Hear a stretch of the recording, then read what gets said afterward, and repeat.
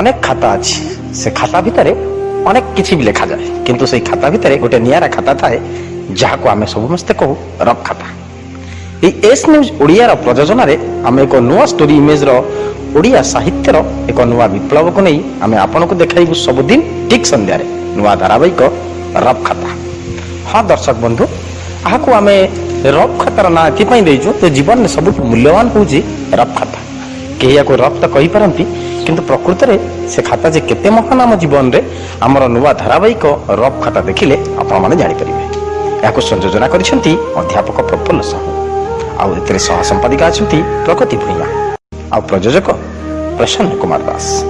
S news ଓଡ଼ିଆର ଏହି ନୂଆ ପ୍ରୟାସ କବି, ଲେଖକ ଓ ଗାଳ୍ପିକକୁ ନେଇ ଆପଣମାନେ ଦେଖିବାକୁ ଜମା ଭୁଲିବେନି। ଆମର ଷ୍ଟୋରି ଇମେଜର ନାଁ ହେଉଛି ରଫ୍ ଖାତା। ନମସ୍କାର ଦର୍ଶକ ବନ୍ଧୁ, ଷ୍ଟୋରି ଇମେଜର ରଫ୍ ଖାତାକୁ ଆପଣମାନଙ୍କୁ ସ୍ୱାଗତ। ରାତି ପାଇଲେ ସ୍ନାନ ଯାତ୍ରା। ସୁନା କୂଅରୁ 108 କୁମ୍ଭ ଜଳରେ ସ୍ନାନ କରିବେ ପ୍ରଭୁ ଶ୍ରୀ ଜଗନ୍ନାଥ। ତାଙ୍କ ପାଇଁ ଆମ ରଫ୍ ଖାତାରେ ଆସିଛନ୍ତି ଡକ୍ଟର ନିରଞ୍ଜନ ସାହୁ, କବି ବଲ୍ଲଭ ରାଉତ, କବି କଣ୍ଡୁରୀ ଚରଣ ରାଉତ, କବୟତ୍ରୀ ପ୍ରଭାତୀ ଦେବନାଥ। ନମସ୍କାର ଦର୍ଶକ ବନ୍ଧୁ, ଷ୍ଟୋରି ଇମେଜ ରଫ୍ ଖାତାକୁ ଆପଣମାନଙ୍କୁ ସ୍ୱାଗତ। ଦର୍ଶକ ବନ୍ଧୁ, ରାତି ପାଇଲେ ସ୍ନାନ ଯାତ୍ରା, ଦେବସ୍ନାନ ପୂର୍ଣ୍ଣିମା। ଏଇଠୁ ଆରମ୍ଭ ହେବ ଘୋଷଯାତ୍ରାର ଶୁଭ ଶଙ୍ଖ ବାଜିବ। ସବୁରି ମନ ତଳେ ଖେଳିବ ଆନନ୍ଦ ଉଲ୍ଲାସ। ତାରି ଭିତରେ ବି ଆମେ ବଞ୍ଚିବା। ଥାଉ ପଛେ କରୋନା, ଥାଉ ପଛେ ଅମ୍ଫାନ, ଥାଉ ପଛେ ପ୍ରାକୃତିକ ବିପର୍ଯ୍ୟୟ, ତଥାପି ଆମେ ମଣିଷ। ଆମେ ତିଆରିବା ସାହିତ୍ୟ, ଅମର ରହିବାର ପ୍ରୟାସରେ ରହିବା। ହୃଦୟରେ ମନରେ ଚିରଦିନ ରହିବା ସାହିତ୍ୟ ହୋଇ ଏହା ହିଁ ରଫ୍ ଖାତାର ବାର୍ତ୍ତା ଆଜି। ସାହିତ୍ୟ ସାଧନାରୁ ରହସ୍ୟ ଠାକୁର ଶ୍ରୀ ଜଗନ୍ନାଥଙ୍କର ପ୍ରଶସ୍ତି ଜ୍ଞାନ ଯାଏ ଯେ ଜୀବନକୁ କରିଛନ୍ତି ଉତ୍ସର୍ଗ, ସେ ହେଉଛନ୍ତି ଡକ୍ଟର ନିରଞ୍ଜନ ସାହୁ। ଆସନ୍ତୁ ଶୁଣିବା ଶ୍ରୀ ଜଗନ୍ନାଥ ଓ ସ୍ନାନଯାତ୍ରା। ଜୈମିନୀ ମହର୍ଷି କହିଛନ୍ତି, ପୁରୁଷୋତ୍ତମ ଶ୍ରୀ ଜଗନ୍ନାଥ ଜଗତର ହିତ ପାଇଁ ଲୀଳା ଖେଳାରେ ପ୍ରବୃତ୍ତ ହୁଅନ୍ତି। ସେ ଲୀଳାମୟ। ତାଙ୍କର 12 ଦିନରେ 13 ପର୍ବ। ତାଙ୍କର ପ୍ରମୁଖ 12ଟି ଯାତ୍ରା ଅଛି। ଅକ୍ଷୟ ତୃତୀୟା, ସ୍ନାନ ଯାତ୍ରା, ଶ୍ରୀଗୁଣ୍ଡିଚା, କର୍କଟ ସଂକ୍ରାନ୍ତି, ଶୟନ ଯାତ୍ରା, ପାର୍ଶ୍ୱ ପରିବର୍ତ୍ତନ, ଦେବୋତ୍ଥାପନ, ପ୍ରାବରଣ ଷଷ୍ଠୀ, ପୁଷ୍ୟାଭିଷେକ, ମକର ସଂକ୍ରାନ୍ତି, ଦୋଳ ଯାତ୍ରା, ଦମନକ ଚତୁର୍ଦ୍ଦଶୀ। ତନ୍ମଧ୍ୟରୁ ସ୍ନାନ ଯାତ୍ରା, ଯାହା ଜ୍ୟେଷ୍ଠ ପୂର୍ଣ୍ଣିମାରେ ପଡ଼େ, ଏହା ହେଉଛି ପବିତ୍ରତମ। ଆନନ୍ଦ ବଜାର ପାଖରେ ସ୍ନାନ ମଣ୍ଡପ, ଯାହାର ଦୈର୍ଘ୍ୟ ପ୍ରସ୍ଥ ସମାନ 75 ଫୁଟ ବିଶିଷ୍ଟ ହେଉଛି ସ୍ନାନ ମଣ୍ଡପ। ଏହି ସ୍ନାନ ମଣ୍ଡପକୁ ବିଗ୍ରହମାନେ ଆସନ୍ତି। ଏହି ପିଣ୍ଡି ସିଂହାସନ ଅଛି। ଉତ୍ତର ପଟକୁ ଆଉ ଦକ୍ଷିଣ ପଟକୁ ତାର ପାହାଚ ସବୁ ଅଛି। ସେଥିରେ ସେବାୟତମାନେ ଆସନ୍ତି ଏବଂ ପ୍ରଭୁଙ୍କୁ ସ୍ନାନ କରାନ୍ତି। ଜ୍ୟେଷ୍ଠ ମାସ ଶୁକ୍ଳ ଦଶମୀରୁ ଭାରତର ସମସ୍ତ ତୀର୍ଥ ଜଳ, ଭାରତବର୍ଷରେ ଗଙ୍ଗା ଯମୁନା ଠାରୁ ଆରମ୍ଭ କରି ସମସ୍ତ ତୀର୍ଥ ଜଳ ଜ୍ୟେଷ୍ଠ ମାସ ଶୁକ୍ଳ ଦଶମୀ ତିଥିରୁ ମାଆଙ୍କର ଯେଉଁ ଶୀତଳା ମାତା ଅଛନ୍ତି ଶ୍ରୀମନ୍ଦିରର ଉତ୍ତର ଦ୍ୱାରରେ, ସେଠି ଯେଉଁ କୂଅ ଅଛି, ସୁନା କୂଅ, ସେଠି ସମସ୍ତ ତୀର୍ଥ ଜଳ, ଭାରତବର୍ଷର ସମସ୍ତ ତୀର୍ଥ ଜଳ ବିରାଜମାନ କରନ୍ତି ପୂର୍ଣ୍ଣମୀ ତିଥିରେ। ଏବଂ ସେହି ଜଳରେ ଚନ୍ଦନ, କର୍ପୂର, କେଶର, ଚୁଆ ସବୁ ମିଶି ସ୍ନାନ କରାନ୍ତି। ପୂର୍ଣ୍ଣମୀ ପୂର୍ବ ଦିନ ସୁନା କୂଅରୁ ମୁଦିରଥ ଆଉ ସୁନା ଗୋସେଇଁ 108 କୁମ୍ଭ ଜଳ ଭୋଗ ମଣ୍ଡପରେ ଅଧିବାସ କରାଇଥାନ୍ତି ଏବଂ ସେହି ଜଳରେ ଚନ୍ଦନ, କର୍ପୂର, କେଶର ଦିଆଯାଇ ପ୍ରଭୁଙ୍କୁ ସ୍ନାନ କରାଯାଏ। ପୂର୍ଣ୍ଣିମା ଦିନ ପୂଜା ପଣ୍ଡା ଆଉ ପତି ମହାପାତ୍ର ମୁଦ୍ରହସ୍ତ ମଙ୍ଗଳାର୍ପଣ କଲା ପରେ ଦଇତାପତିମାନେ ଧାଡ଼ି ପହଣ୍ଡିରେ ସ୍ନାନ ମଣ୍ଡପକୁ ବିଜେ କରାନ୍ତି। ପ୍ରଥମେ ସୁଦର୍ଶନ, କ୍ରମରେ ବଳଭଦ୍ର, ସୁଭଦ୍ରା, ଶ୍ରୀ ଜଗନ୍ନାଥ ଓ ମଦନ ମୋହନ ବିଜେ କରନ୍ତି ସ୍ନାନ ମଣ୍ଡପକୁ। ଆଉ ଖୁଣ୍ଟିଆ ସେବକ ମଣିମା ଡାକରେ ଗଗନ ପବନ ପ୍ରକମ୍ପିତ କରୁଥାନ୍ତି।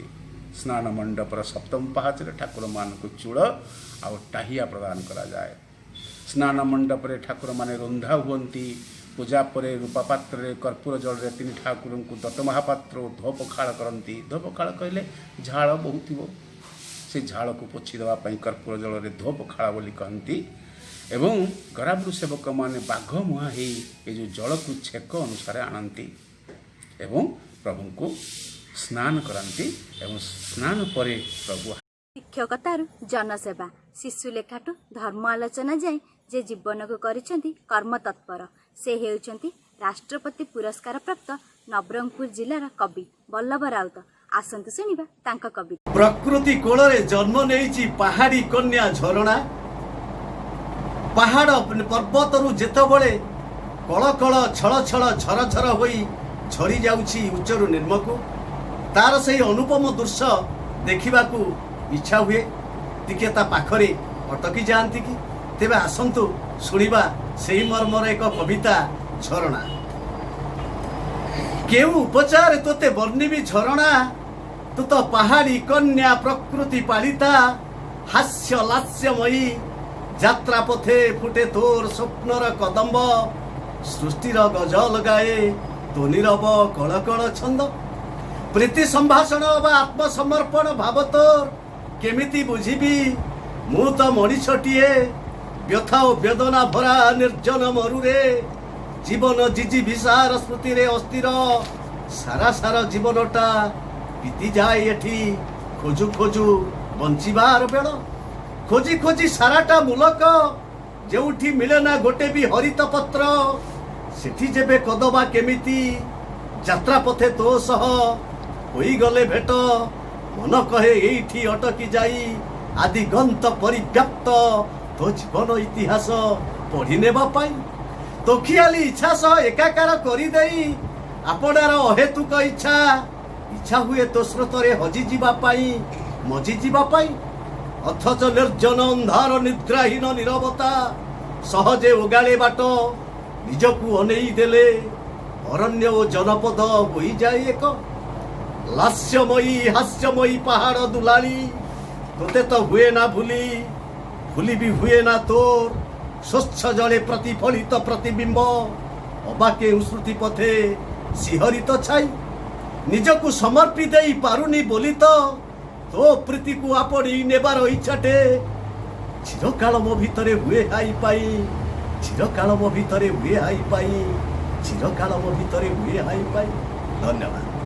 सुदूर बलांगीर कटक कवितारू शिक्षकता गप्परू प्रबंध जाए जहाँक जीवन से हेउचंती कवि कंडूरी चरण राउत आसंतु शुणिबा तांका कविता। नमस्कार दर्शक बंधु प्रेम गोटे मुहूर्तर तन्मयता मुहूर्त भितरे कल्पनार सबु भंगा गढ़ा किंतु विफल प्रेमिक पाई समय बड़ मर्मदाही विफल प्रणयर अग्निकणा मन को दहकाउ थाए अहरह एठी मापी हुए जीवनर यथार्थ उत्ताप लुहरे चाखी हुए जीवनर गजल मानकू आज मोर कवितार शीर्षक विफल प्रेमिक पाई देई आड़रुषा जाइछि बरसा फिका इंद्रधनु रंग अभूला अतीत करे प्रतारित प्रेमिकार अनुराग थिला सुसज्जित मोमन संजात आकांक्षा सबुज लता संज ओ सकाळे तुलसीर मूले जळुनी संज सलिता स्मृतिर कंबल करिछि संबल तथापि अथय मन प्रेमर सौदा लागे सादा सादा जीवनटा अर्थहीन रकत तताए मन को मताए प्रेमिकार चापा हस बासंती मलय नुहे छंदमय अमृत भी लागे विष प्रेयसी तनुर अतनु महक परिचय मूल्य नाही झरणार कूलू निरबी जाइछि विफल प्रेमिक पाई धन्यवाद। साहित्य संस्कृति और सेवा क्षेत्र में असाधारण व्यक्तित्व होती डॉक्टर प्रभाती देवनाथ आसंतु शुणिबा तांका कविता। प्रिय बंधुगण आपण मानक अभिनंदन जनाऊँगी सारा विश्व आज कोरोना भूताणु द्वारा आक्रांत विश्ववासी यही अदृश्य शत्रु सहित संघर्षरत तेबे आसंतु शुणिबा सेही मर्मर मोर कविता संघर्ष बिना अस्त्र शस्त्रे आज ये संघर्ष ଭୟଭୀତ ବିଶ୍ୱବାସୀ। ଅଦୃଶ୍ୟ ଶତ୍ରୁର ଆତଙ୍କ ରାଜ୍ୟରେ ମାନବଙ୍କୁ ଯାଏ ଗ୍ରାସୀ। କରୋନା ନାମରେ ନିଜକୁ ଚିହ୍ନାଏ, କରୋନା ନାମରେ ନିଜକୁ ଚିହ୍ନାଏ, କରୋନା ଟିକିଏ ନାହିଁ। ତାଣ୍ଡବ ନୃତ୍ୟରେ ନାଚି ସେ ଉଠିଛି ପ୍ରାଣରୁ ପ୍ରାଣକୁ ଛୁଇଁ। ଦେଶ ବିଦେଶର ବୈଜ୍ଞାନିକମାନେ ଔଷଧ ମିଳନ୍ତି ନାହିଁ। ଚିନ୍ତା ଚେତନାରେ ବିକଳ୍ପ ଔଷଧ ଉପାୟ ଦିଅନ୍ତି କହି। ସଚେତନ ହେବ ସତର୍କ ରହିବ, ଦୂରତା ଦେବ ବଢ଼ାଇ। ନିଜ ଗୃହ ମଧ୍ୟରେ ବନ୍ଦୀ ହୋଇ ରୁହ, ଭୂତାଣୁ ଜୀବ ପଳାଇ। ଧନ୍ୟବାଦ। ହଁ ଦର୍ଶକ ବନ୍ଧୁ, ଯଦି ଆମ କାର୍ଯ୍ୟକ୍ରମ ଆପଣମାନଙ୍କୁ ଭଲ ଲାଗୁଛି ତେବେ ଲାଇକ୍, ସେୟାର, ସବସ୍କ୍ରାଇବ୍ କରିବାକୁ ଜମାରୁ ଭୁଲିବେନି। ଆସନ୍ତାକାଲି ଯେ ବିଦାୟ ଦିଅନ୍ତୁ। ରହିଲି, ନମସ୍କାର।